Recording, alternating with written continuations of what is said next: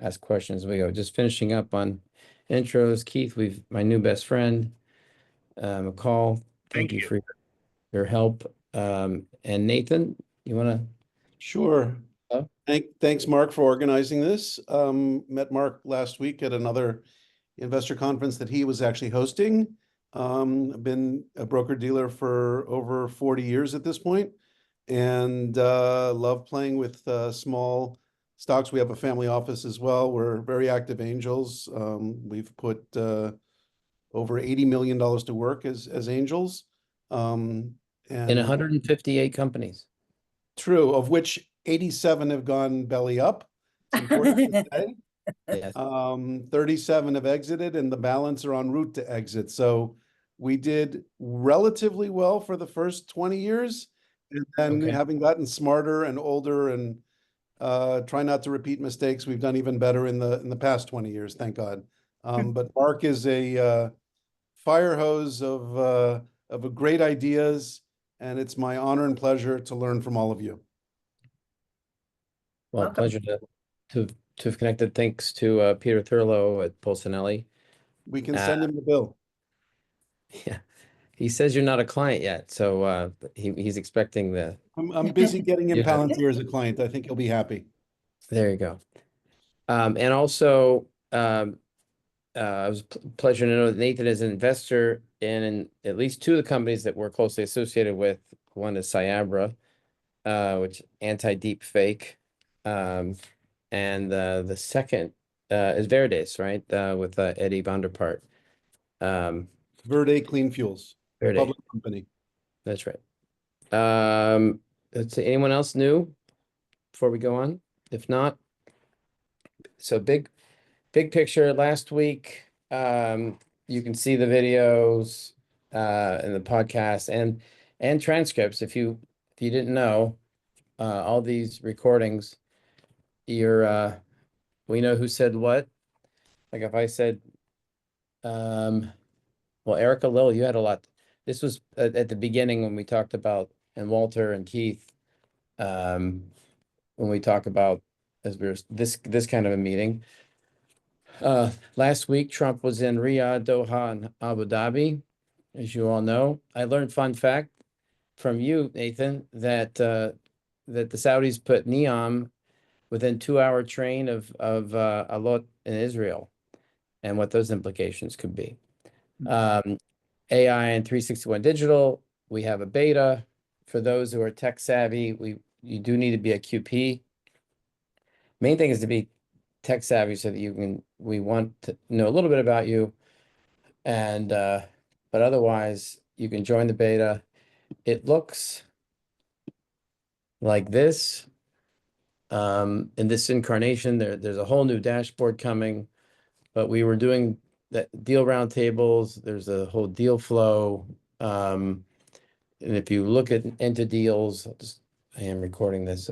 I won't show too much, but you can at least see the headlines. And eventually you can see our flow, our decision grids where people have provided information. So I will back out of that. And finally, yeah, just on, so with that, every Thursday, we're now doing a roundtable lunch for QPs. So we do these Tuesdays, and Thursdays are going to be about deals. And there's an updated pipeline. If you need access to it, there's a no-name version to it. And if you're interested in any particular deals, if you do fill out the diagnostic, you'll have full access to it. Now, we're going to talk about China, and we're going to talk about, that's at 11, and let's just go through where we are with the West Coast. So it's our 5th time. The first time we did it was in 2019. We went from Vancouver. We drove to Seattle, flew to San Francisco, LA, and Phoenix. And we realized that it's a lot to do in a week. So we're just doing 2 cities, 2 areas. We will start on the Sunday, the 15th, in San Francisco. We may do the entire thing at Paula Schwartz's home.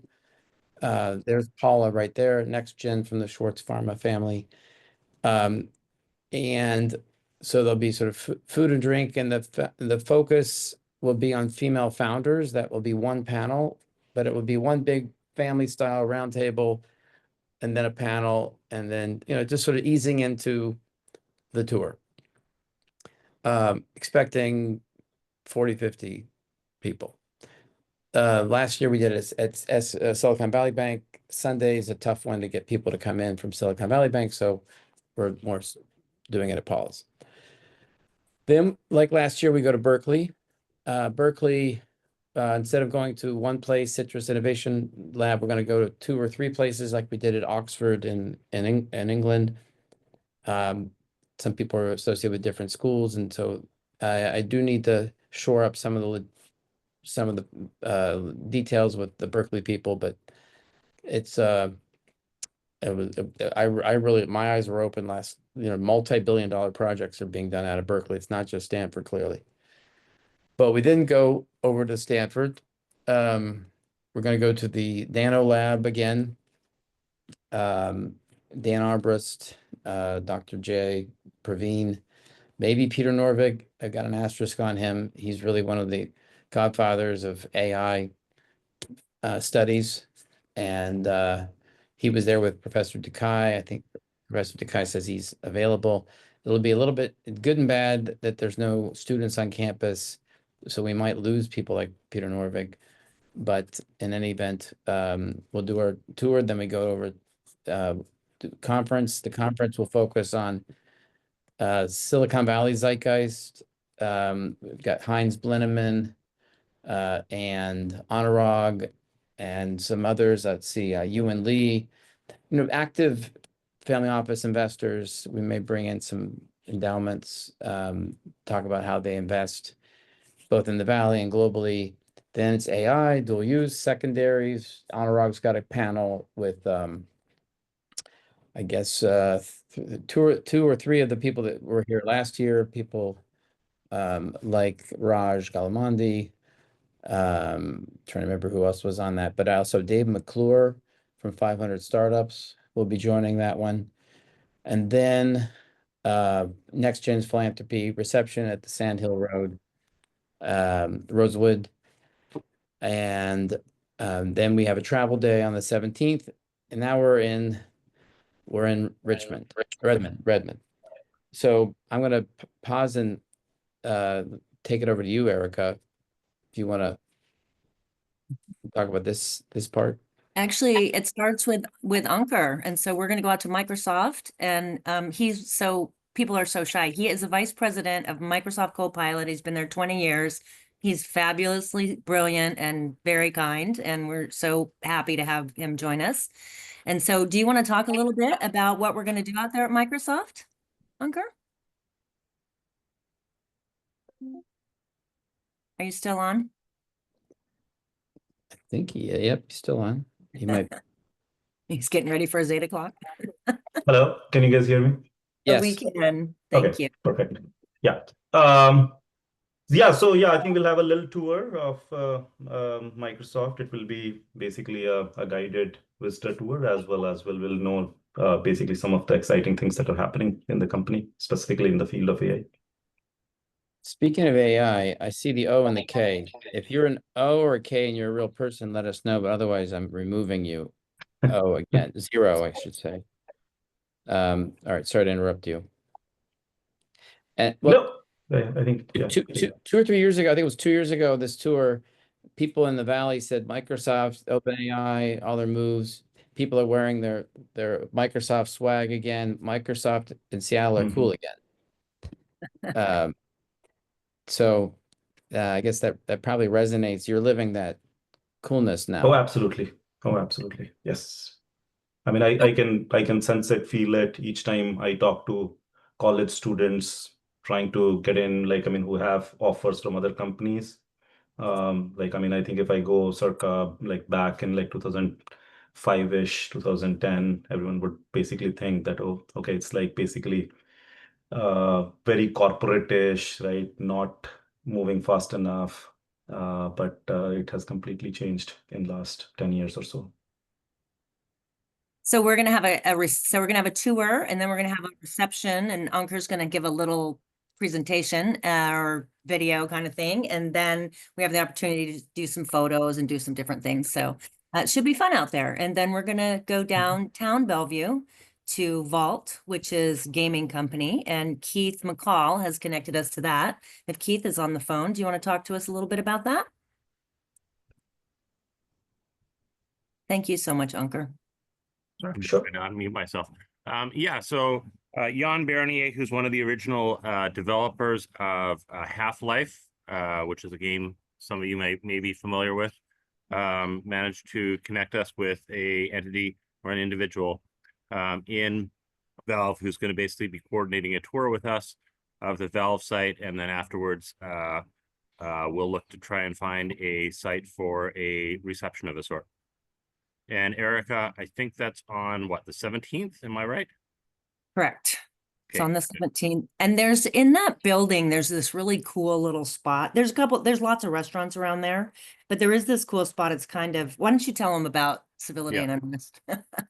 So one of the things I do on the side is I run an organization called the Bellevue Eastside Entrepreneurs, and we basically meet once a month on Thursdays. And Walter's been there, and Erica's been there, and one of the spots we've done it in is a place called Civility and Unrest, which was built at the bottom of the W Hotel. It is a speakeasy, really cool bar with a front and back area, and even a tattoo parlor. If anyone here on the call You're still inclined? wants to be on Super that. super back room. Super back room. So let me do, I want to add this to our map here. Keith, so Yeah. what's it called again? It's Civility and Unrest. Civility and Unrest. Okay. Okay, and it's a really cool bar with really great snacks, and Okay. just it's like an underground scene. Civility, the front part of the bar is basically designed for like people in collared shirts, etc. Unrest is where the action in Bellevue is planned.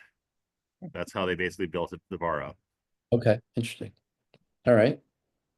So we can call there and go down there and have some snacks after. It's all in the same building. And there's some all kinds of restaurants. Like I said, there's big Japanese restaurant there, and there's seafood restaurant, and there's all kinds of things right in that same building. So there's lots of choices that evening, and people can stay. I have a list of hotels I'll send you over, Mark, today, of hotels in Bellevue if they want to stay in downtown Bellevue. There's it's a nice area to stay, but you might deal with a little bit of traffic in the morning getting into Seattle. So that choice is up to you. But there's 10 hotels all in this area as well, probably. And Okay. the next, So maybe just point out to people, you're going to be flying in to Seattle. I guess it's down here, right? And then you make your way up to Microsoft by 3 p.m. That's where everything starts. And then we're going to say we're going to be at Valve at what time? 5:30. 5:30. The airport actually is further down south. This not the one that you pointed. Sorry, I got the wrong one. All right, Yeah, to yeah, come. the SeaTac, Right there. There we yeah. go. How long does it take to get to Microsoft from the airport, Ankur? 30 minutes. Yeah, that's kind of what I thought too. 30, 45 minutes. Yeah. I mean, yeah, I think we'll probably still not be in the peak hour at around that time. So 30 minutes should be fine. No, and it's going to be a But Monday. Traffic is pretty light on Mondays. Yeah. So I'm just looking at, it says an hour here. You guys like right now, Yeah, it's because right now Shower. Yeah, commute hour. that sounds like Seattle traffic. Yeah, but it's 8 a.m. It's 8 a.m. Exactly. on a Tuesday, Exactly. Yeah, right. so. All right.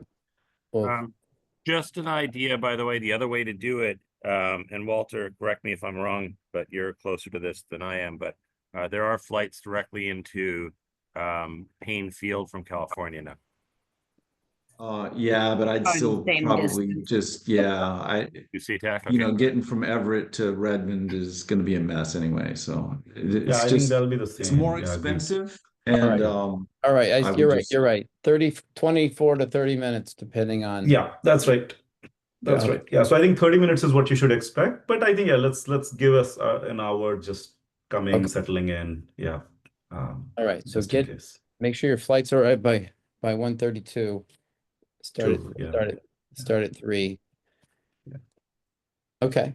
So the next morning, it sounds like we're starting the day early with Amazon ball tour, which Walter has helped to organize. Thank you so much, Walter. Do you know about the tour? Do you want to talk to us about it?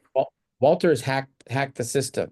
Yeah. Relatively, right? So yes, you're only allowed 6 folks, and we're getting 3 or 4 people to actually be there for us so that we can Per tour get guide. as many as possible into there.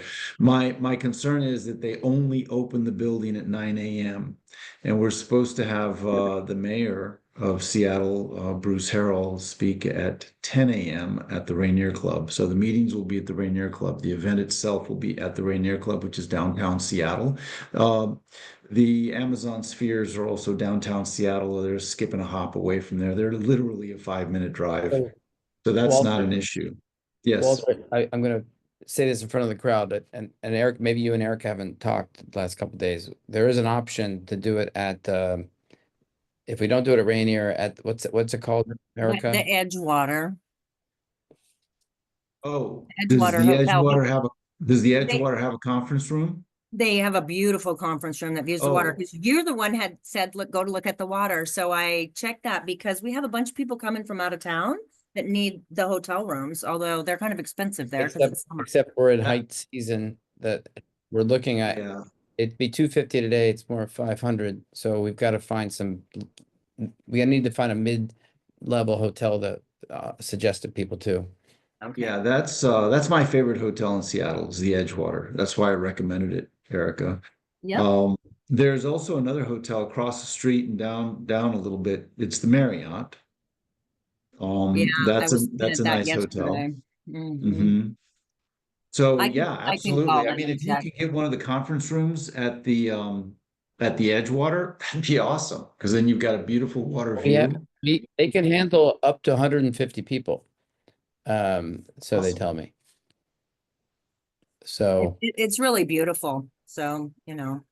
It really is. I've been to several events there, and it's very nice. So if you can get that, that's he great. said from Amazon, he said it was 8 blocks. Does that sound right? Yeah, that Yeah. sounds about right. It's just down to the water. I'm putting the hotels in the chat in case anybody's looking today. So Amazon, are they on 7th Avenue or 9th Avenue? Amazon is on 6th. Streets kind of squeezed together over there. Okay. It's 6th in Virginia, approximately. All right. Is that right here, 6th between Lenora and Bell, or is it different? Sorry. No. It's further to the center, to the right. 6th in Okay. Virginia. See where Olive is? It's 6th in Virginia. Okay. All right. 6th in Virginia. All right. Yeah. And so Okay. that first leg, by the way, is straight uphill. So if you're walking, You're- You better be in shape.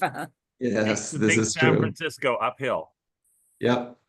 All right. Fair enough. So it might not fit in then, honestly, if we got Yeah, it that's- there at 10. Yeah, that's a bit of a problem. It only opens at 9, and I asked for accommodations, right? See if we could get in earlier. Nope, they are not accommodating. You Oh, get man. there at 11 instead. Well, let's take a poll. How we could definitely make it a short tour. Can we move the mayor and move the start time back 15, 20 minutes? To 10:30 or 11? Yeah, it's just a question. My team, if you could get rid of the note takers in the waiting room, they're like 50. Yeah, question is, do we want to, how important is an Amazon tour? What would be, has anyone done it? I have. Yeah, I mean, you see, it's a really interesting, building as far as architecture is concerned. And if you're into facilities, it's a complex building to manage. It looks, yeah. And it's a sphere with a bunch of That's what it plants. looks, this is what it looks like, right?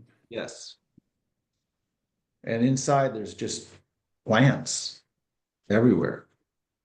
And workstation and little And how areas late, for how meeting. late is it open, Walter? 6 p.m. I think. Let me just check real quick. I had it written down here. 5:30 p.m. 5:30. Closes at 5:30. 9 to 5 on weekdays, Good. 10 to 6 on Saturday. So, yeah, we plan to start at 10. So if we scope it out, we're looking at a panel on the Northwest zeitgeist, the Northwest US. So the mayor, if he could have opening words and then speak as part of that panel, what are the headwinds and tailwinds for the Seattle Bellevue Redmond area. And we're going to include space and because we might have someone from Boeing's and pension join. Obviously invest beyond Seattle, but I thought that would be interesting. We wanted to include gaming. We will be in Bellevue for gaming, but if we could include gaming as a in VR. So maybe that's something that our friends at Valve could be part of, perhaps Keith and Eric and Walter, you probably have ideas. And then we hadn't, Eric, if you wanted to include real estate, and I know that Sandeep's on as well, sort of like tech more broadly, not just AI tech.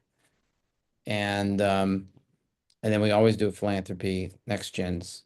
So there's a lot to pack in there with at least one breakout roundtables. That's really the 360. If you all don't know 361 firm, that's part of the 360 is that we like to get into roundtables, so you can, whether it's AI or gaming or whatever it would be. And then but to finish it off, we want to get up to Pioneer Square. Walter, I think that as a way to sort of, for those who don't have to catch flights and can make it. Do you want to just describe what that can be about? Yeah, it's just south of downtown Soto area. There's it's just a music scene, and it's where grunge kind of happened, if you wish. Just a couple of studios that are down there, and bands that are rehearsing, and we could go down there and just kind of check that out if you're interested. So that would be afterwards, right? That would be the evening. Yeah. Just go see some bands rehearsing. There's also the option of visiting an incubator if you'd like to. So the whole Seattle thing. Yeah, there's also another option if you want to stick with the gaming. Nintendo is over on the east side, and you can visit Nintendo instead of visiting Amazon. And keep most of your meetings on the east side. You don't even need to make it into Seattle. Walter, you're killing me. Someone make a freaking decision, because I'm working like 7 days a week on this. So stop already. Someone decide. We'll decide, but I like I can't fault them for the idea. So Pioneer Square, just to be clear, is so where we'd be moving had a shooting from, this morning. Just to be clear, someone got shot in the face there this morning. It's very dangerous down there. So be very careful about Pioneer Square. That's a good selling point. What else do you see She's there? right. She is right. I mean, you're there at the wrong time of the day. We've gone to the south side of Chicago every time we come, but not everybody wants to go. But you self-select. You don't have to go. For sure. My office is in that area for 6 years, so it's bad, but it's good if you know. Yeah, it's bad, but it's good. There should be a song like that. Hey, I thought Pioneer Square was all cleaned up. That's where I had my first deal ever when I was 23 years old. Well, it was cleaned up about 6 years ago. It was cleaned up. The 60s are very different. It's different than. No, this was 80, 81, 82. Yeah, it was great. It was fine then. All right, fair enough. Okay. All right. Well, look, if anybody who's just joined, I think we did a tour de force of the where we're going to be. We've got great speakers, great program. The mayor will in Seattle. I think we haven't done Seattle last year, so it's good to be back. You can see the program. We'll finish it up either at Pioneer Square or someplace interesting. And And but we're trying to figure out how to settle in with an Amazon tour, giving the starting times. But we'll figure this all out. We've got good people. Mark, just thinking about this a little bit, and I don't mean to think out loud like this, but it might be nice to end the day down at the waterfront, especially if there's going to be folks that are going to be That staying at means the that means don't move then, right? Because we would just The stay in new, Edgewater. yeah, the new waterfront is awesome, and with the sunsets and the evening, it's going to be fantastic. So Wow. instead of Pioneer Square, maybe the waterfront's So- better. And All right. honestly, there's huge sailboats and cool stuff down there, and I even have that on that extra, if activities page that I wrote up. Speaking of water, last, I just want to make a quick note, because we are going to be in Newport again, which is full of water, and we have some really great, as you can see here. And this was last year, so just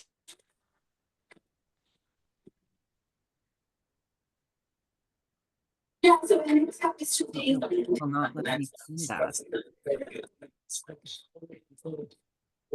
Jack's coming to the West Coast.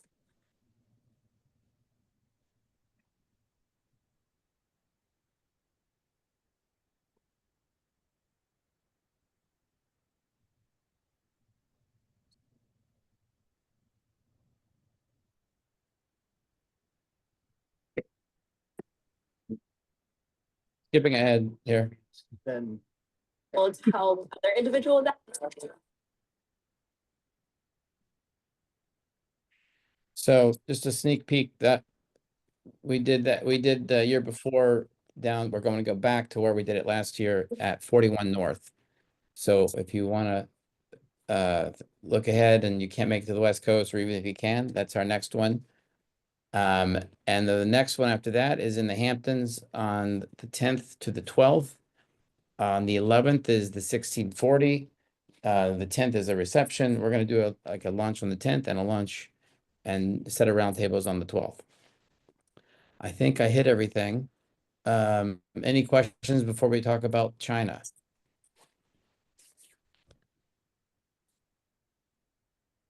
And anyone new here that we can introduce? Hey, it's Rafiq Ahmed, Papa Ventures in Chicago. Hi, Mark. Hi, Rafiq. We met your colleague, My team member Rachel's on. Yes, Rachel. Yes, excellent. thank you. Anyone else? Marcos. Marcos is here, so that you know. Yeah. Hi, Marcos. How you doing? I'm good. Are we moving okay on that situation? I'll let you know later on. I'm checking on it. We're working hard on it. I'll let you know. Okay. Touch. I'll just say hi, I guess. I'm Sean Chan from Global Solutions Multifamily Office. Thank you. Thank you, Sean. Where are you coming in from? Vancouver, BC. Okay, we were just talking about Seattle. Did you hear some of that before you? Oh, no, I just joined a few seconds ago, actually. I'm just in the middle of getting my daughter to go to school, so that's why I don't have the video call. No worries. Yeah. We'll be in Seattle on the 17th, 18th. So. Oh, okay, I see. Interesting. This month? Oh no, not this month. Obviously, next month, June. In June. But I'll be in touch. Okay, cool. I made a note to be in touch. Anyone else new? Maybe Stieg? Yep, Steve Grom from Weightless Ventures, Madison, Wisconsin. Excellent. What does Weightless Ventures focus on? Developing businesses after they get stuck is probably the best way to refer that. As we know, a lot of companies come out of the box fast and then they can't figure out why after that they can't grow. We help them get their systems in place. Okay, good. There are some people that's their focus too, some families. Anyone else new? Ish? Is Peruse. Jack, good to see you again. Mark. Yeah, Mark Miller-Eberstein. Yep, I think I'm relatively new here. Looking forward to meet the team when you're coming to Seattle. Can you just a few words about yourself? Mark retired from Sauce. Microsoft. I've got to chime in. Mark Sauce. Hi, Mark. Retired from Microsoft. Thank you so much. Appreciate it. Thank you, Keith. Retired from Microsoft in 2010. early investor in a variety of different technologies and trying to figure out how to not screw up the kids over the next generations. Ah, well, that'll be a theme for the West Coast. Same. Okay, thank you. I'm looking forward. Looks like Theo knows you as well, Theo Fields. Anyone else new? One more look. Mark, Joy. Yeah. my name is Jordan. I'm not sure if I'm new or not. I'm with Silicon Valley Venture Group. We do Series A, Pre-A. I'm in Silicon Valley, of course. And I saw your note about the event. So I'm happy to spend time with you offline for support in any way we can. Sounds good. Thanks, Jordan. I'll be in touch. You bet. Albin, you want to say hello? Yeah, hey everyone. I don't think I'm that new too. Like I've been for a few of these, but I run a firm called Drawing Board Capital. We are an alternatives investment marketplace, and we are building a fintech on the back of that. So it's nice to connect with everyone here. Excellent. All right. So if those who this is your first, it's the 267th, but really probably not too far from 300 if you include where Stephen Burke was with me going around the world and doing these things live. We found that Zoom was actually not bad. So here we are. We talk about China a lot from time to time, and Stephen's inviting everyone to chime in. Yeah. He's going to kick it off and catalyze some discussion with data, and we'll take it from there. And Mark, if at the end, we could also talk about the negotiations with Russia and Ukraine, which is a whole interesting Oh my God. issue with, looks like, we'll come to that later. But consistent with the view that peace wasn't going to be breaking out anytime soon that we've expressed in previous calls. Are you looking at one screen or two, Mark? One screen, but you may want to put it on On again. What? It's not on the slideshow. My tech engine light is on again. I don't know. Make sure everybody mute yourself, everyone. It autos. Mute some people. How about now? Is it? Same thing. I mean, I can see it. It's just not on. All right, give me one second. We've done how many of these, Mark? I still can't get it right. I just remember when my internet went out one time and I lost 200 people. How about now? Yeah, perfect. You're good. Okay. Well, let's get started. So President Trump's agenda is clearly upended geopolitics and global trade. What's interesting is how China's been reacting to all the noise in the initial waves of tariff threats and the like, where they really haven't taken the bait and reacted. They've kind of laid back. And I think everyone was expecting China to stimulate early, and I think they've held off because they wanted to see the full effect of what was going to happen with the tariffs around the world. But what's fascinating to me is you now have the two largest economies in the world in a face-off where, in my view, they actually need to work together, not only for themselves, but for the whole world. But a lot of the focus on China is on all their strengths, how they've shifted from a low-cost manufacturing economy to really moving up in innovation and with strong competitive positioning in a number of areas of advanced technology, whether it's, commercial nuclear power, EVs, batteries, the whole tech stack, where they are with AI, biopharma, robotics, and chemicals. They're at the top or close to the top of all those areas, and they dominate other industries like rail cars, ships, aircraft, as well as toys and textiles. So we know the positives. The negatives are also pretty high too. Much like the US, who has significant strengths and negatives, we both share some of the same negatives. We both are dealing with debt problems. China has a worse demographic problem than the US does, but we still are facing some demographic issues. And China's facing deflationary issues as well. So I want to get into some of the challenges that are facing China and how we might move forward. So let's step back and see how China's evolved as share of global GDP since the 1500s. And really right now, President Xi would like China to get back to what he views as its rightful place as the global leader. At the very least, he wants to be viewed as an equal to the US. But you can see from the 1990s up, we've been in this upward trajectory for China. But it's starting to, that growth phase that it's gone through is starting to show some of the challenges that it has. And I think the best way to look at it is China really built their economy on as an investment power, where the US is a consumption power. And when you look at this chart back to 2000, you can see the dark blue lines on the bottom are household consumption. And on the right side, you can see how much higher it is for the US. The light blue is fixed investment, really the government spending. And that's really what's driven China for so long. But the challenge with that is at some point you run out of marginal utility in that area. And I think that's one of the challenges we're facing, particularly if your two biggest export markets are challenged in that period.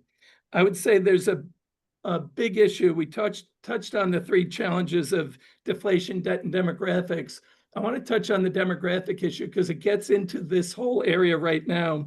And just to put it in perspective, the challenge for China is too many older people not working or spending on big ticket items, buying new homes and the like, but living a lot longer. At the same time, the nation is having way too few babies, and that's due in part to the rising living costs and career uncertainty that's coming out for the folks there. So you have a demographic issue that is holding back the desire to rebalance the economy because of the fundamentals of the economy not being strong enough to work through that.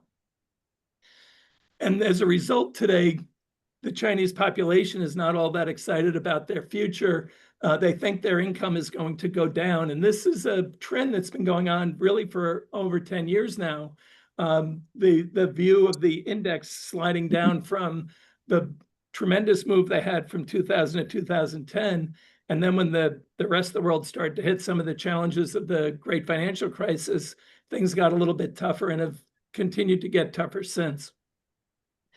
But the real issue, in spite of their success, is China's descent into deflation right now. And it's been going on for a couple of years where they've been hovering around deflationary territory. And you can see on a comparison to the US in pink and the Euro area in yellow, very different dynamics here. And I think this is something that deflation is hard to reverse. And I think the problems are structural, which is why I have some greater concerns for China over the long term.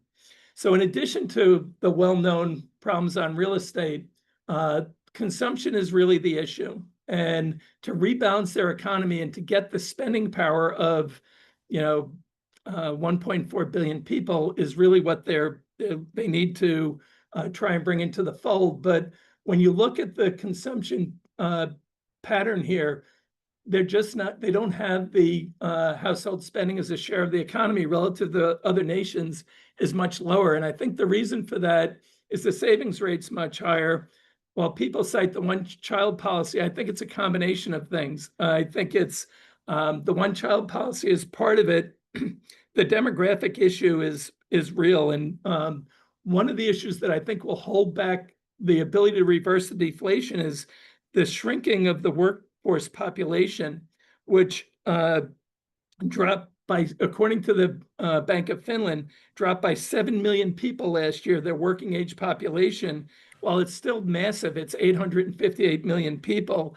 Their whole population decline is supposed to be quite significant over the next 70 years, but also over the next decade. So if you just look at the next decade, the population of China is projected to decline by 50 million people, which is equivalent to the population of South Korea. So by the 2020, by 2100, it's supposed to drop over 600 million people. So you see some real challenges here, and this demographic cliff can't be reversed easily with the one-child policy coming off because they don't have the right dynamics economically to feel that people can move forward. Where we had a big baby boom in the US was after World War II. We had people coming back from the war, a lot of balance in the economy where you could to move it forward. Right now, China has basically 104 males for every 100 females, and that makes it a bit more of a challenge as well. The other thing that's holding them back is the social safety net is not really there. And you can see compared to other nations, social benefits as a percentage of GDP are low, and social benefits in kind, which is what you get from that government in terms of healthcare and education. Even with that, China is really lagging the other nations, which puts a lot of strain on families to step up. Therefore, they have the higher savings rate. So I think this is one of the issues that is holding them back. I think I want to switch gears to the market right now and take a quick look at the market. And you can see the top 50 stocks globally. And this is as a couple weeks ago. So the numbers are moving quite a bit, as we all know. But what's fascinating to me is how dominant the US is on this chart relative to the rest of the world. And it speaks to something I've talked about a lot the last couple of weeks, is the depth and liquidity of the capital markets in the US are far greater than they are elsewhere in the world. And you can see it just in the equity markets, but you've also seen it in the bond markets and other areas. But this is part of the challenge. A couple of years ago, when Jack Ma got out of bounds with President Xi, you actually saw Alibaba and a lot of the Chinese companies take a step back because foreign investors were less comfortable putting money there. And even in the first quarter, you saw the big money polls said a lot of the big institutional investors shifted a lot of capital out of China, particularly out of China big tech. And this is where you can see the ride it's been for China tech stocks. And this is the tech index going back over a year. And there's been hopes of stimulus, which China, I think, was smart, not shooting a lot of bullets early until they saw what the full tariff shock was. And now I think they're playing it. But you can see the volatility that's existed here. And it makes it very difficult for investors to make the full commitment here. And I think with capital flows moving out of China, as we've seen over the last year or two, it makes it even harder for people to get on board there. Similar to the US, tariffs make it very difficult to do earnings estimates, right? So you've seen estimates come in quite a bit based on trade and other issues, but that's setting up for a market where there's not going to be a lot of confidence to really get after it aggressively as well. Similar to the US, we need to see better clarity to have a better sense of how we're moving forward. So the US and China really need to resolve their issues to allow the rest of the world to move forward more aggressively. China, this is a big issue of China selling treasuries. They've moved to the #3 holder. And if you recall, about a month ago, I showed a chart where China and Japan, and they had the UK, it was Liechtenstein and one other country were moving up quite a bit. I think the people underestimate just how deep the liquidity is in the US markets relative to the rest of the world. And while there's a lot of enthusiasm for European bonds right now, after a bit of time, you're going to find out there's not that much supply there to take advantage of, which then makes it very difficult to have a safe haven there. So I don't think the US is going to lose its safe haven status anytime soon. Gold is picked up as an area for people to invest, and it's been a big part of a lot of central bank buying. You can see from this chart, the gold reserves on the left-hand side is the gold reserves in tons, and on the right-hand side, it's as a percent of their total reserves.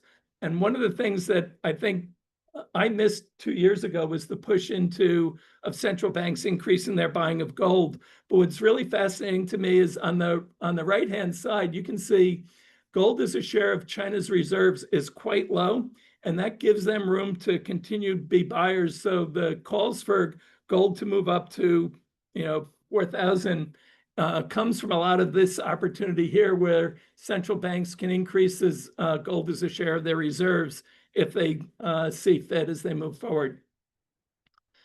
So we've stepped off the ledge with the tariffs at 145 and 125, but we're back down to 30% tariffs for the US on Chinese goods and 10% on US goods to China, which for a lot of companies and a lot of industries is crippling. And I think that's something we have to keep in mind. And while the de-escalation has helped change the outlook for growth in both countries, the US and China, you just saw Goldman raise their growth estimates yesterday for China from 4 to 4.6%. JP Morgan and others have been increasing their outlook for China. I think the sledding is going to be quite tough still for them to move forward. And I think for a lot of companies, this is going to be still a crippling issue in terms of earnings going forward. And I think you'll see a lot of companies fold under these pressures. So something to keep in mind, while it's better, it's not, it's still significantly higher when you're looking at 30% and 10% increased costs. The other thing to keep in mind is the US is negotiating all these deals. Is how did the last deal work with China? And this was an interesting chart from Bloomberg that they figured based on customs data that we've fallen well short. So while on paper, a lot of these deals sound quite attractive, they're a bit more challenging to reality. I read that slide and I look at it differently. And maybe I don't understand the data. It looks as if it didn't hit the target, but didn't it improve? Or how should we look at the data? You should look at it as improving, but falling way short. So they did enough to, I think they're doing enough to keep the heat off while not meeting the goals. And I would expect this, Mark, from every country we're negotiating with. Is really why I showed this. Is deals sound great up front, but executing them is much harder in reality. And I think we have to be cautious, not getting too hyped up on any of these deals. Did some of these countries also devalue their currencies, though, Stephen? I'm sorry? Didn't some of these countries also devalue their currencies? Yes. Yeah. And there are other things that they're doing to to game the system. So you're right. Right. So non-devalued currencies might make it look different, right? Yeah.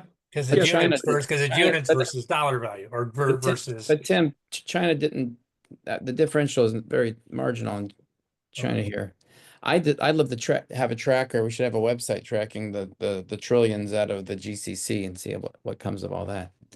But I cut you off, Stephen. Thank you. So I just wanted to wrap up with one other thing. It's about deals and how we think about deals. So I think, Mark, we talked, I forget when we had Hamlet on in the last month and a half about the conflicts. And at the end, I think both Hamlet and I were of the opinion that we weren't expecting peace to break out anytime soon. And I think what you saw yesterday with Ukraine and President Trump's call with President Putin, and the after effect of that is it looks like the administration is backing away from the discussions. And I think they believe that it's going to be very difficult to get a deal done there. So I think it's something to keep an eye on when we talk about peace breaking out, talking about deals getting done and all that. I think we have to be cautious. So I'll stop there and open it up for the group because a lot of them know a lot more about both subjects than I. Well, thank you, Stephen. So questions, comments?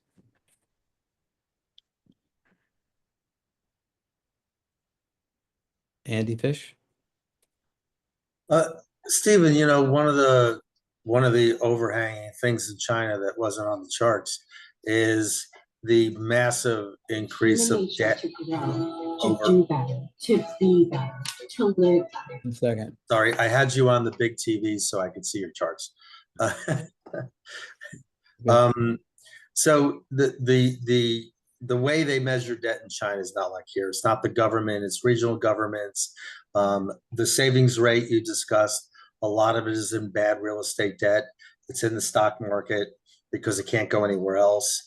So how do you feel about, now you talked about the demographics of decline, the lack of demand, and when you have a lot of debt and everything's growing, you can grow yourself out. But how do you feel about the debt situation in China domestically versus all the things that you put up there? I think it's one of the three big issues that they're facing is debt, demographics, and deflation. And I think longer term, those problems are gonna weigh on the economy, and they'll start to hit the challenge that high growth economies hit when they get to a certain stage. And when you combine that with the demographic cliff, I see it's going to be very hard to have productivity enhancements get them through their problem. So I think it's a real issue.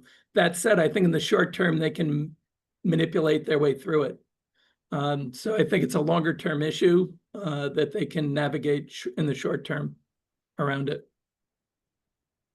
It really depends for them on a lot of this, for them and for us, depends on how China, Europe, and the US behave in the next 6 to 9 months to get through the short term. Our structural issues in the US, in China, and Europe will be with us for a long time, by definition. I was just suggesting that, behind the scenes, you have this huge real estate debt problem, makes ours look like nothing. And that some of these things going on that are in the front of it are triggers to, and we've seen some real estate debt collapses, and we've seen these, I don't know what they call them, they're wealth managers, whatever, collapse. But whether this snowballs because of some of the stuff you put on the screen. I don't think these problems are snowball problems unless the world has a debt crisis. I think the debt problem becomes more of a global debt problem at the size global debts are right now.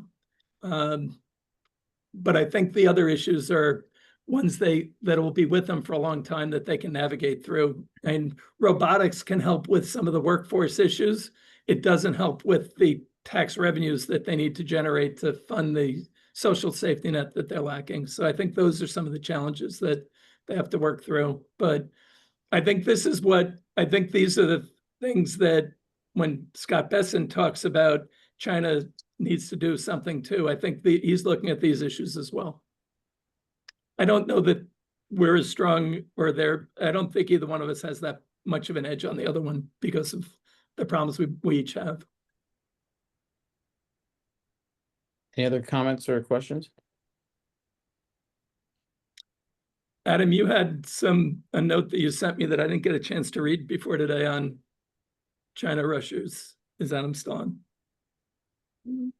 Let's see him. Mark, Anthony's hand up. Well, Adam's jumped on camera. One second. Do you want to make a quick comment, Adam? Adam? Yeah, what I had sent you was China's influence in Latin America, right, in particular, which I've been looking at because of the Russia influence as well. And they're going big into Latin America, both in infrastructure, financed by the Belt and Road, as well as private business. For example, BYD has set up a factory in Bahia in the northeast of Brazil. That's about $150 million that they're spending on that. And it is the plant, the location is where the Ford plant used to be. So they're making huge inroads into Latin America. She held a meeting with the CELAC, which is the Latin American and Caribbean organization in Beijing. And that's an interesting organization because it does not include the United States and Canada. Fair enough. They need to move away. They need to replace the US and European markets. So they need to get into Latin America and into Africa and Southeast Asia better. Right. I mean, there's a big strategic play in Latin America. Let's keep it going. You got a lot of hands up. One more thing I want to mention. Adam, I love you. I love you. Hold that thought. Okay. Hold that thought. Anthony, go. Good. You're on mute. You look nice in a collared shirt there, Anthony. Looks good. My son's shirt. I think it's actually from China. Okay. I think mine is too, probably. The odds are pretty high. I'm just going to just do some facts. I'm not going to give an opinion. Others can decide. As you know, I'm a global investor. I just want to look at a few simple examples that I've been engaged with for years, which started on the back of Naspers's small investment into Tencent in early 2000, pre-IPO, where they turned 50 million into 175 billion at the peak.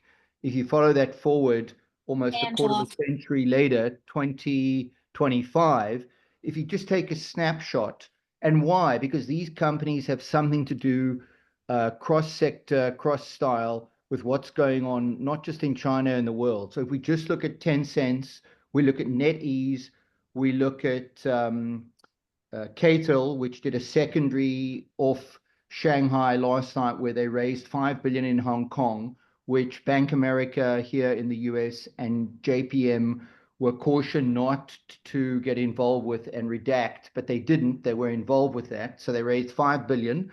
They are roughly 40% of the global world's battery power.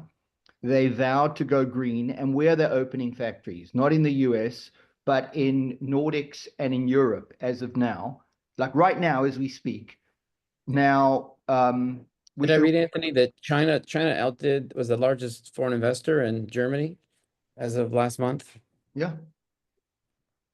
I just want to add a few more just to go over the ecosystem, because Tencent is social media communication. Their biggest things, obviously, gaming. Now they own, I don't want to be off base, so I'm not going to give the exact amount, but they own a large chunk of Epic Games. No one in Washington has spoken about that. Epic Games, Fortnite just got reinvigorated with last week's decision to go back into Apple, although Apple have resisted. Fortnite, if you don't know it, is probably been engaged by some of the kids of some of us in this group. And it's Anthony, can you try to wrap up the point? Amir Sports. Amir Sports is Wilson. We all play tennis. Amir Sports is Salomon. Amir Sports is Arc'teryx. It actually just hit an all-time high as we speak. It's up, I think, 17% today in New York on the NYSE. It's a $21 billion company. Okay. So and then let's just bring in Alibaba to that. So we've got a few companies that do diverse things. Okay. Year to date, 73, 47, 35, 31, 23, 67%. I left out BYD. That's BYD. Okay. Those are big numbers any way you want to cut it. And if you go back, not year, but if you take the 1 year, the numbers look even more impressive. 1 year, 126, 100, 90, 75, 40, 30, 14. And if you look at the 5 year, the numbers look impressive too. Clearly, there's been a bounce now. So not making a comment, but it's something to be conscious of. And my only comment is China's not going anywhere, right? So there's clearly a quagmire of financial strain and stress. Not that that doesn't exist anywhere, but right now the whole world is printing their way out of that through the adversity. So through the adversity in Europe, through the adversity here, we are going to get through this. The people that don't know on the rates is right here in the US. We don't know. Are we going to 2 or 3? Or are we going to 5 or 6? Okay. The last thing I want to just say on that is, what is the main thrust here, Mark? What are we trying to determine? If China's an investable or it's not investable, or what impact it'll have on the world economy, including the US? What are we trying to figure out? I was framing I actually gave you, Anthony, the positives that you started with at the start of my presentation, which I agree with. There are a lot of positive things, but I was talking about the balance and the putting in the context of the US and China, with Besson saying China's got real issues. I wanted to show what the issues are. We know the positives, you just described them. But if you step back, Anthony, the Chinese market for the last 12 months is up 0.5% with all those numbers you just gave included. So the market returns are negligible for the 12-month period. No, I understand. But just in response to that, Stephen, you are nothing like an index investor, right? You are an intelligent shop that tries to make sense of everything. Thank you. I think everyone else on the call is trying to do something similar. So granted, yes, absolutely. It's the shy people that index. It's like most big shops in the US were saying, Europe, stay away. If you do a soundbite of every big, large US asset manager, none of them was saying run to Europe in November and December. They were all going, whoa. And then before you look, boom, between the currency and the index. Okay, done, Mark. I've said my piece. Thank you for No, I don't. I want you. I love your piece. I'm just trying to make sure that everyone gets a chance to share theirs. Leslie. Yes, hi. Thank you so much for that. Just following up with what Adam was saying about LATAM and Anthony with some of the references to Europe. How do you see China-European relations evolving, given that this was considered to be one of the points that could have been softly discussed on the tariff negotiations? Is that for Adam? That's for yourself. Oh, listen, Europe has a similar challenge to the US that they don't want to get China's manufacturing capacity dumped on them and wipe out their domestic industries. So how do they, and for Europe, I think it's a bigger issue because many of the things that China does best are what Europe does really well.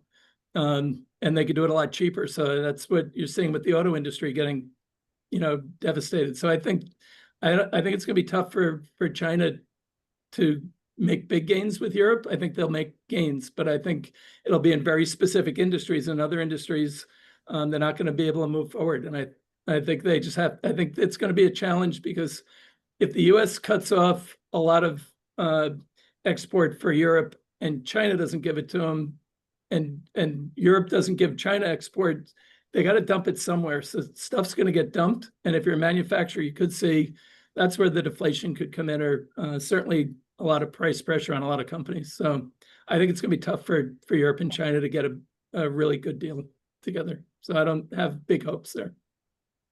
I think the complexity is made worse by the fact that there's a lot of joint ventures now between European and Chinese companies.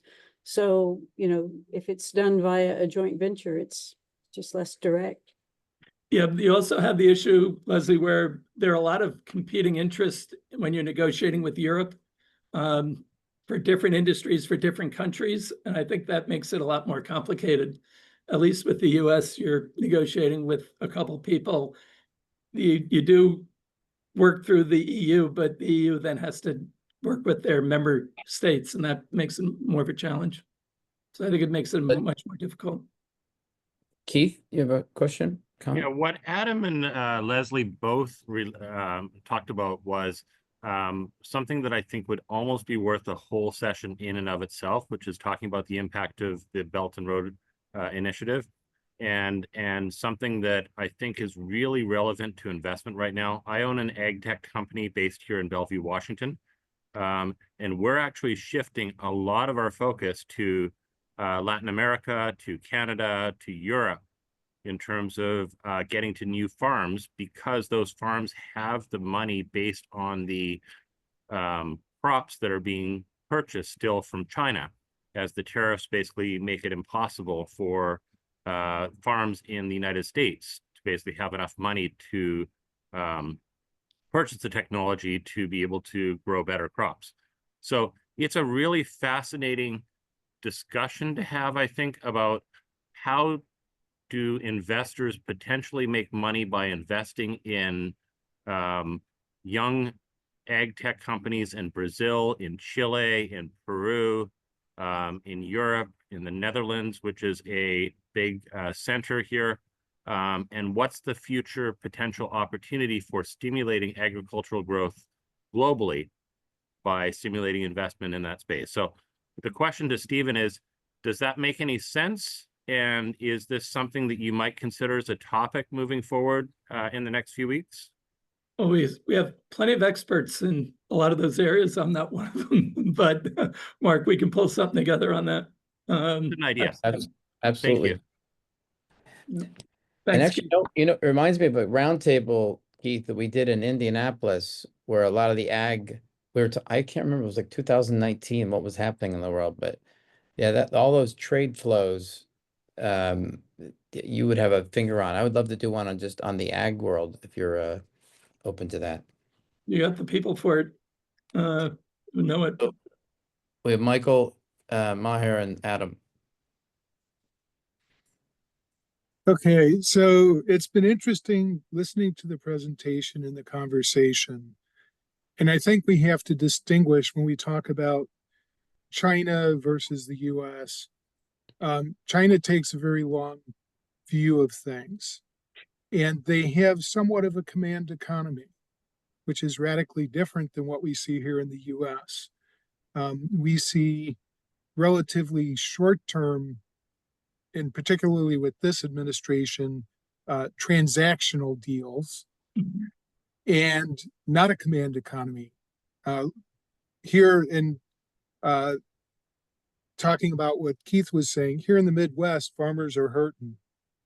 Here in Ohio, wheat, soybeans, prices are down. As somebody who owns a feeder operation with selling freezer beef, we're getting squeezed. The cost of feeder cattle is just skyrocketing.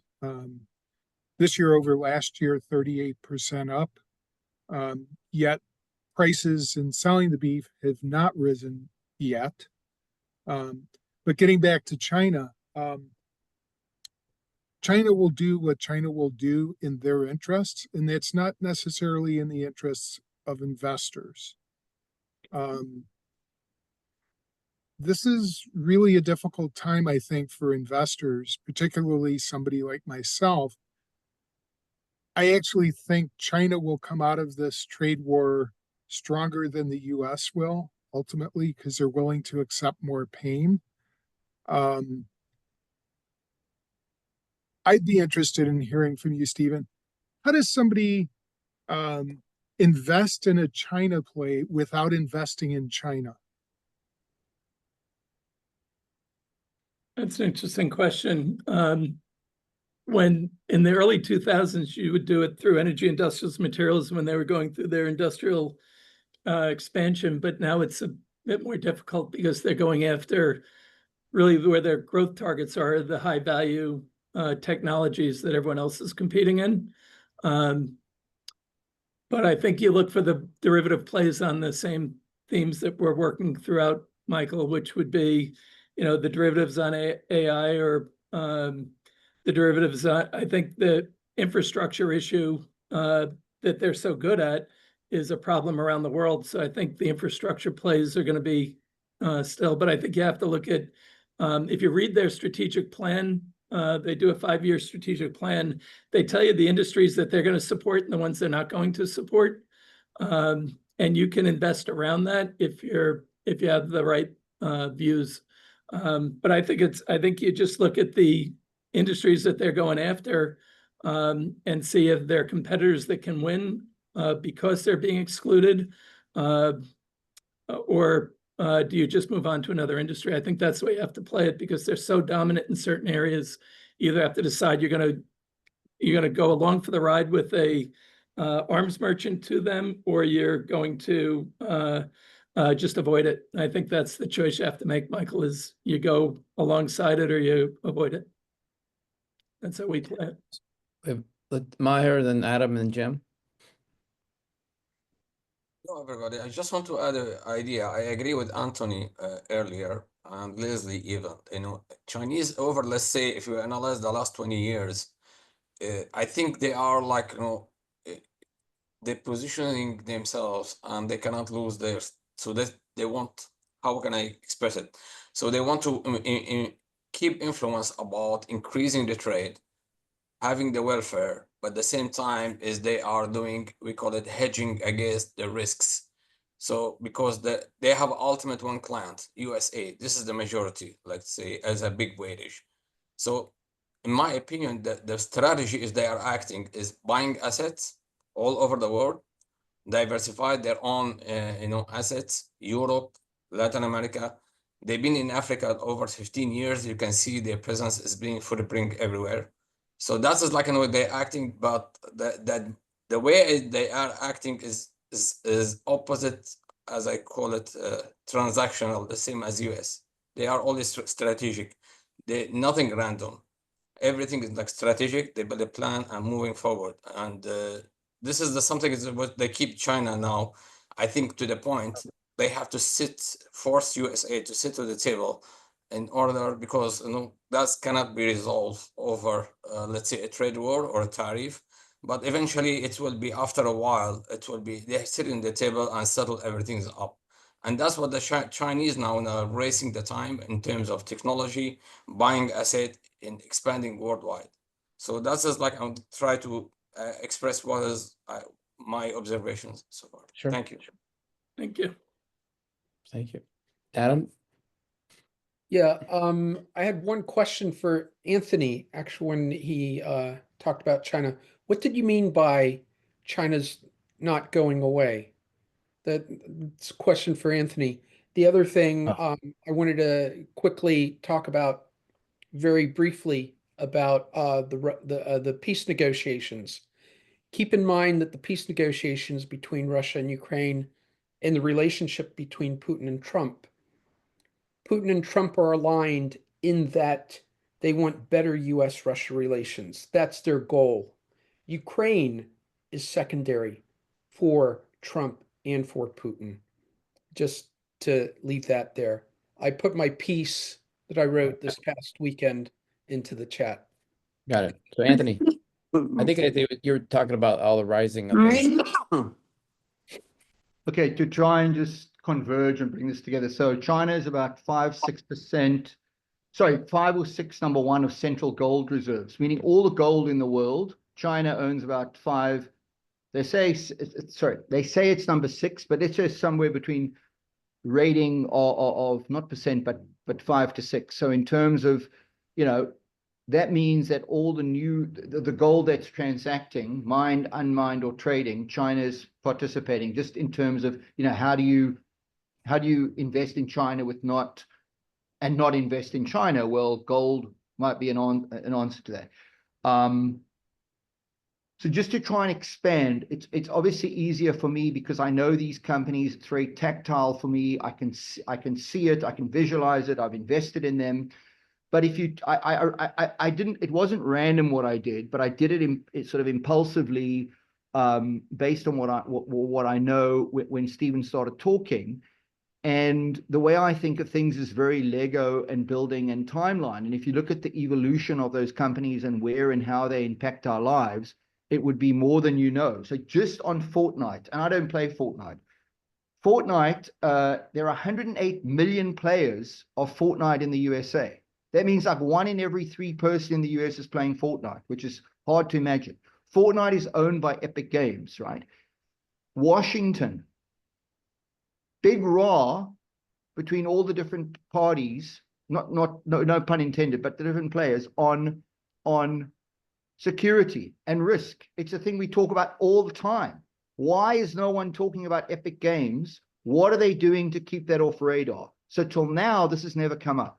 Now, I'm not a tech guy, and I'm sure on the call there's a lot of them, but if you have Epic Games and Riot Games in your systems, on your software, in your computers, on your iPhone, surely the data from that, the implicit data is immense, just like with Tesla, it's immense and all the rest. And the largest shareholder is Tencent, which is pure China. Okay, so I'll say no more. So what I gave was a graphic description. You look at, and I omitted some of the names, but you look at Tencent, which is WeChat. They own 35%, as I understand. Okay, The founder owns 41. Disney has 9. Sony 6. Correct, Mark. You're right on those numbers, and I didn't want to say them because the numbers are so not transient, but they change, and obviously there's a cap structure. But I want to be accurate with the numbers, but it's roughly 30 to 40% correct, and that's been consistent through the journey. I haven't looked lately, but if you looked at job postings for Tencent in the Bay Area, it was immense at one point. Like Tencent were hiring like 100 people in the US, at any particular time, which says what? Which means they're doing things, and this is just in the US and it's happening. But I don't want to harp on Tencent. Okay, so if we looked at NetEase, which is another, the largest competitor to Tencent with gaming. You look at NetEase, have a streaming music system, which competes with Tencent's music streaming. You have BYD, you have Baba, as in Alibaba. You have the battery company, which is 40% of all the batteries globally. which the US, there's this contention whether it's a security risk or not. I explained that. And then you have something as simple as, you want to go and buy a tennis racket, Wilson. You want to buy a Salomon shoes. Anthony, quick question. Do you have this written down? Well, everything I'm saying, it's all public. You can look up these symbols now it looks on like your you're Bloomberg, on your financial source. You can pull up the charts and it'll verify and confirm everything I've just said. And you have all the data of all these companies because they're all public companies. And you can look at the filings, you can look at the revenue, cross revenue. I'm trying to think of what's the best constructive way for you to, because I keep cutting you off just because I've got Jim here with his hand up. But you've got you're a wealth of data. But maybe if there's a way that you could, if you have a barbershop whispers equivalent that our friend Adam has, but look at that shout out, Adam. I just wanted to answer be respectful of the question. So I apologize if I'm not answering the last question, but maybe in response, am I getting through? I'm just going to ask a question and then you can respond and then we can wrap it up. But what I'm saying is, if you articulate not the pen and paper, the numbers and the balance sheets, but you actually articulate what service or product are these people providing, what can the man in the street buy, and how do they transact, interact, and how does it enrich or not their lives, regardless of where you are geographically, Europe, Asia, US, etc. How can one discount the importance of that, meaning just how very rooted and it is. Now, you can only gather intellectually or factually what else resonates from that. In other words, what data flows from that. As it happens, a lot of these companies are tech-like companies, tech consumer. What resonates? How is that information used? And so to wrap this up, what am I saying in a nutshell? I believe that, and some of us haven't been to China. China wants rule of law. They want control. They want joy, harmony, and structure in the streets, whatever one believes.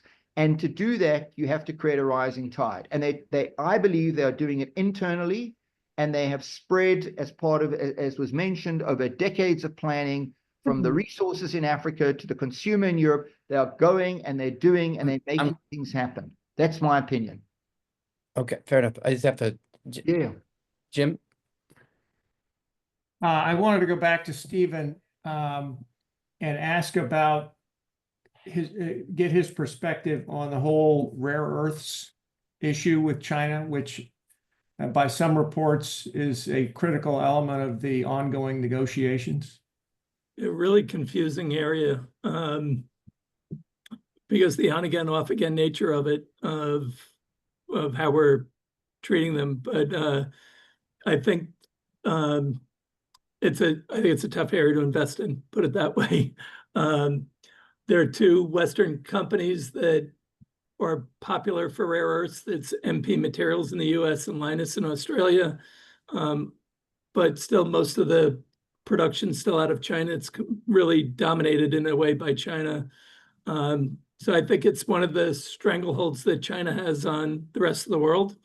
But China has some energy issues and food problems too. So I think you have to think about the problems that they have as well as the strengths and balance the two off. I think it's going to be a very difficult area to invest in to make money, is what I would say, Jim. And I saw it more as a critical element of, because to your point, they need stuff, we need stuff. And right now, we've created this cliff. So I was curious to understand your sense of how it fit the negotiations. It's pretty dirty manufacturing too. And I'm pretty sure we don't want dirty manufacturing. We only want good manufacturing that, so I think that's beautiful manufacturing. Yeah. Yes. We don't want, and when we want to bring all the pharmaceuticals back, the wastewater and all that is going to be real problems for people who, everyone will become an environmentalist at that point if manufacturing is being put up in your neighborhood. So I think there are real issues around that, Jim, and I do think it's one of the big struggle points, and it's part of the reason why Trump was going after Ukraine's rare earths and other areas around, but the undersea area is going to be the next big battleground for rare earths as well. So I think it's a real issue. I don't know the outcome, other than it's a hard place to invest. Stephen, I just wanted to comment on that. It is about the manufacturing and the processing. That is the key issue. Those elements are all over the place. It's a matter of processing, mining and processing them. Yep. Yeah, just to be clear, I think China, I think it's an amazing economic miracle that they've pulled off over the last 20 years. But I think it's about to hit its tougher times. Not that it can't get through them, but because they do have a longer term view. But this will not be an easy period, and these structural issues that they have are really hard to solve, which doesn't discount all the good stuff they're doing. But when you have a debt and a demographic problem and deflation all occurring at the same time, you can be a democratic or an autocratic nation. Those are problems that are really hard to solve. It just, any textbook will tell you deflation is hard in and of itself. When you combine that with a big debt problem and demographic nightmare, it can be a real challenge over time. That's not today or tomorrow, but they need the rest of the world, and the rest of the world needs them. And I think how we figure that out is the real issue. Stephen, are you talking about us with those problems or China? Yes, we don't have the deflation. We have potential inflation problem if we're not careful. But as I started with, they have an unemployment problem that's real. And one of the things I think people lose sight of is the competition in China for businesses is big, and that a lot of them go out. They fail frequently there, and they bring in new businesses, but that creates deflation too. When you keep having new businesses come into an industry, they try and cut the costs. So we've got to run. It's 12. Thank you, Stephen. Thank you, everyone. Just everyone knows tomorrow at 10:30 we'll be talking about the Newport event, 12 o'clock West Coast, more like a steering committee, and Thursday we have a lunch for investors. And thank you, everyone.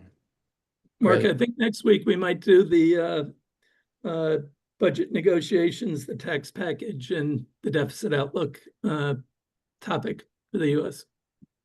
That's what I'm leaning towards. Since I'm going away, I have to plan in advance. Okay. Well, just on that point, anyone want to be part of that planning and speaking, or know anyone that you want to invite on that subject?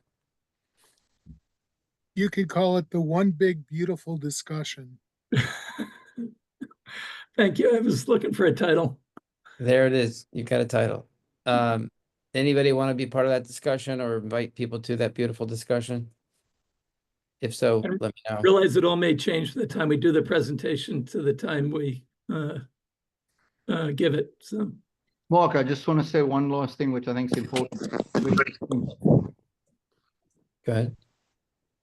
So I think the thing with all this, Stephen, is how assuming that some of what I said makes sense, Tesla with Catel batteries, et cetera, how does all that flow back to the mothership, meaning China, to China tax revenue? Where are those companies structured? As you can hear, I'm from South Africa, massive adversity, 40 unemployed people in a nation of 60 million.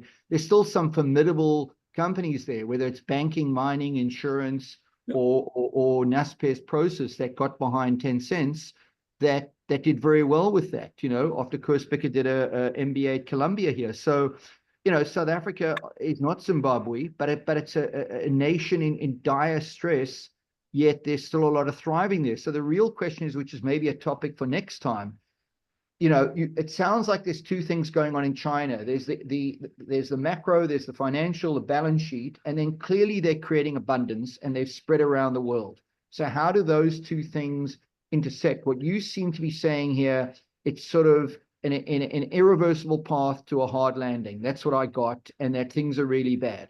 And pardon me if I misinterpreted it. And all I'm saying is maybe that's not the case. Maybe they have a plan and they'll figure it out. And last thing I'm going to say is they're clearly cozying up. Hey, we can't cozy up with America. We've cozied up with Africa. We'll cozy up with Europe, and we'll figure things out. You know, I mean, a big chunk of LVMH, the 85 companies, is still made in Hangzhou and China. It's not made in France or Italy. All the sexy, cool people are in Paris designing and all the rest and marketing, but the stuff is still made in China.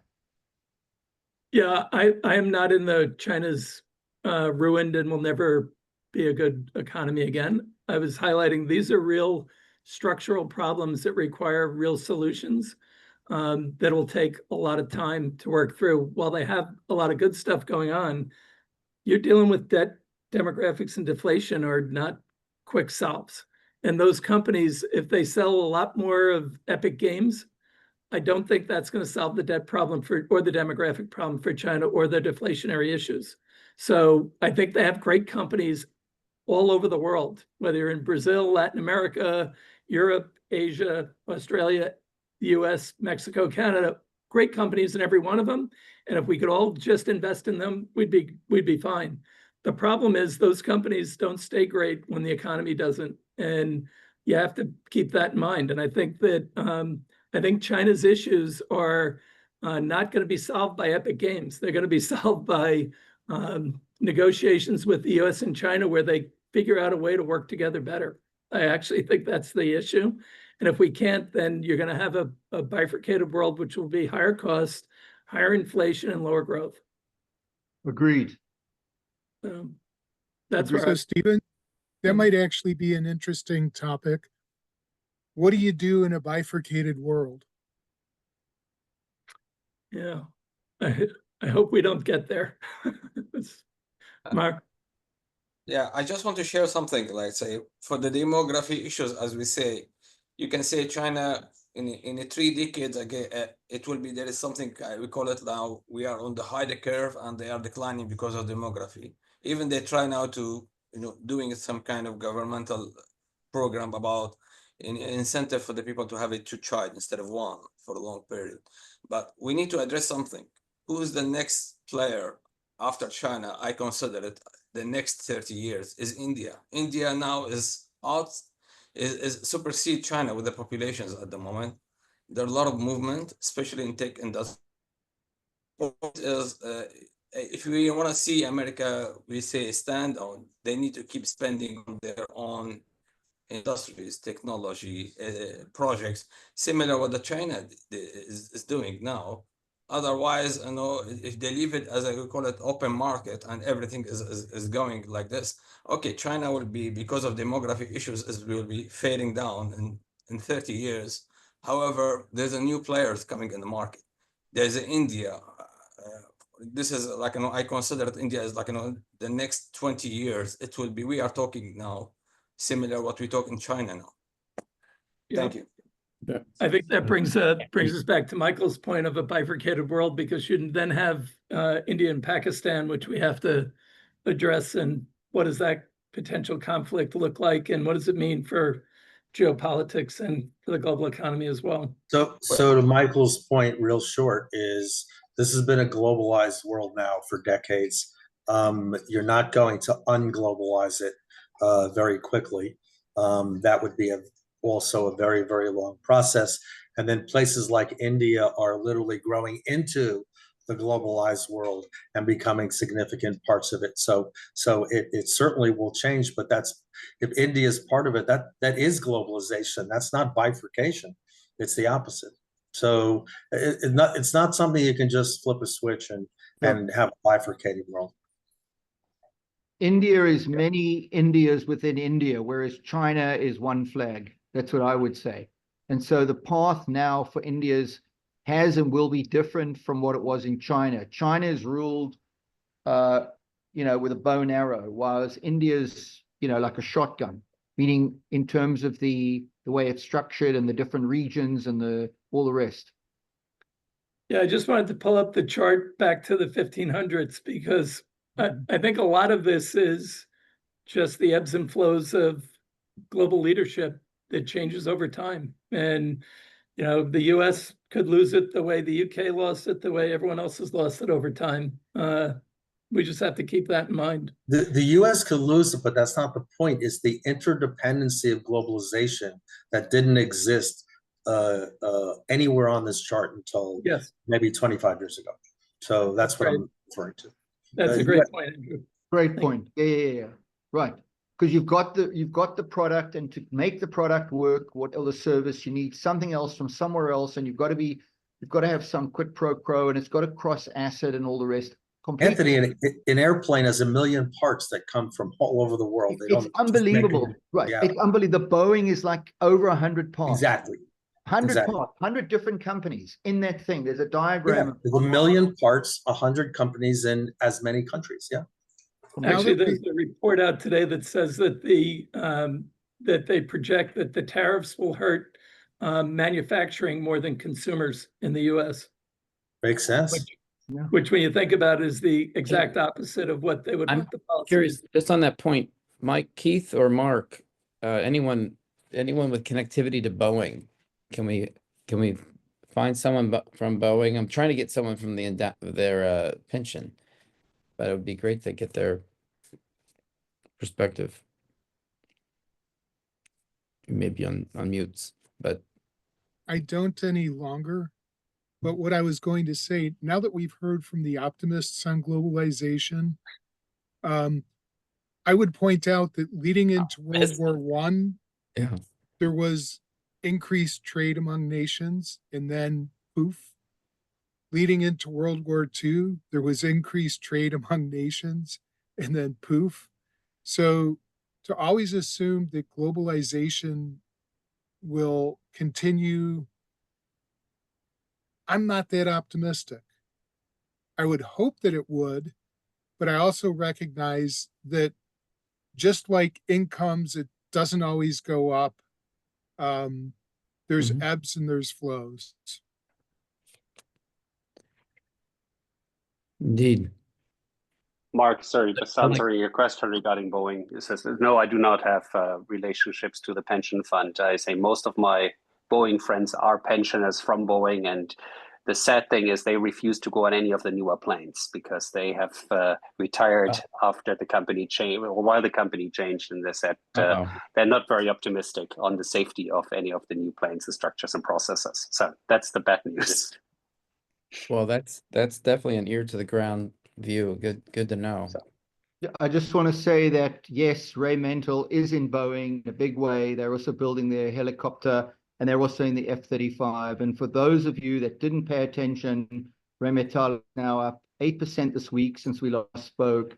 It's up 23% in the last month, and it's up 100% in the last 3 months, and 194% year to date, with an increasing market cap now of 79.4 billion. Go figure.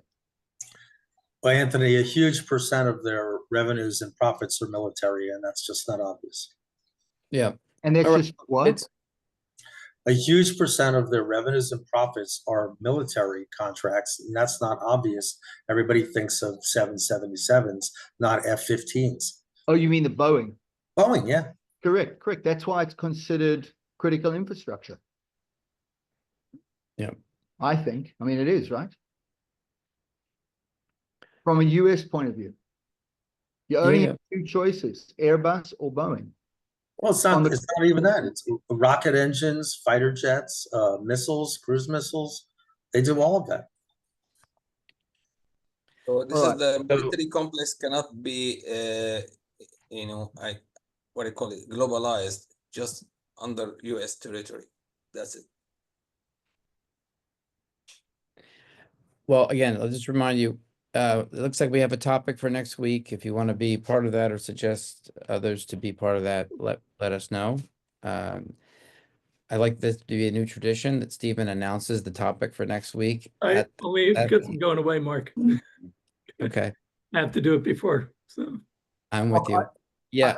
Stephen, I thought the suggestion from the group was really good. Like, what do you like? Can one even talk about, how do you manage, how do you converge two or more worlds that are sort of at odds with each other, regardless of the reason? And how do you kind of make sense of that as an investor? I mean, that is it kind of what we're in the thick of it now? It's just the beginning, but we don't know like where the bucket ends. Is it full, half full, or empty? But that's an interesting, topic. Like, how do you, as an investor, private and or public, how do you manage for that? And how have your, your allocation, sizing, style, sector, geography, how and if have they changed at your firm, at ARS to accommodate for that or not? Have they, so that's just an idea. It depends on your appetite for risk. But it's a little broader than that. But Stephen, do you want to answer that? Or because I was thinking, my gut is we should bring in some global allocators to. I think I think this isn't a next week topic, Mark. I'll tell you No, I get that. This requires a lot of heavy I'm lifting. excited that we have a next week topic. No, I meant this. But this topic, Anthony, I think you really do want to bring in the Norwegians. You want to bring in the major allocators, maybe the Deepika Sharma, although she's more in the managers, but somebody that's really a CIO office of that is making these calls. But Mark, the interesting thing is where you stand depends on where you sit. So you mentioned the Norwegians. They're going to have a very different perspective than Americans. Well, as pensions versus endowments versus families, everybody's coming from a different perspective. I'm with you. I wanted a diverse set of starting points, I guess, is the point. The new Norway The way to CIO, do by it the way, might is be to the just next start with get someone from from each region and have them give their regional perspective on how they're adjusting to how they would adjust to a decoupled world. And have someone from LATAM, somebody from North America, somebody from Europe, and somebody from Asia. Well, maybe it's like two different panels then, because there's those perspectives, and then there's those who are actually like a GIC or a Mark, how about in Newport? Or an Audia. How about doing that in Newport? I would love to. We have an opening global zeitgeist. Yeah, but bringing some people, obviously with their hands on the trigger. Yeah, well, the nice thing is they're a bunch of pension investors. Yeah, the institutional conference is next to the family office conference. That's right. So let's reach out to some of them and get some of the big. In fact, we're doing that right now. We're reaching out to Washington and CalSTRS. We're trying to bring some of those people in right now on the West Coast, but they're all converged in Newport at that time. So, yeah, it's been 9 years, but I lived on that side before that. Yeah. Well, I need your help if you don't mind. Let's put if you have a list of names, I can pick them off. I still have pension managers call me because they can't talk to their boards, consultants, or anybody, and I have nothing to sell them. So yeah, well, and some of them don't like to go to these things, but the ones that are engaging, let's do it. Let's do it. I want to see if I can get Fred Greer back. He was talking about how to invest in China 4 or 5 years ago. He comes in on the dip. It's interesting. Okay, well, we could stay here all day. Thanks, Mark. I gotta go. Thank you. Have a great day. You too. Have a great day. Bye, everybody. Long weekend. Yeah, everybody. Very, very nice weekend to all. Be in touch.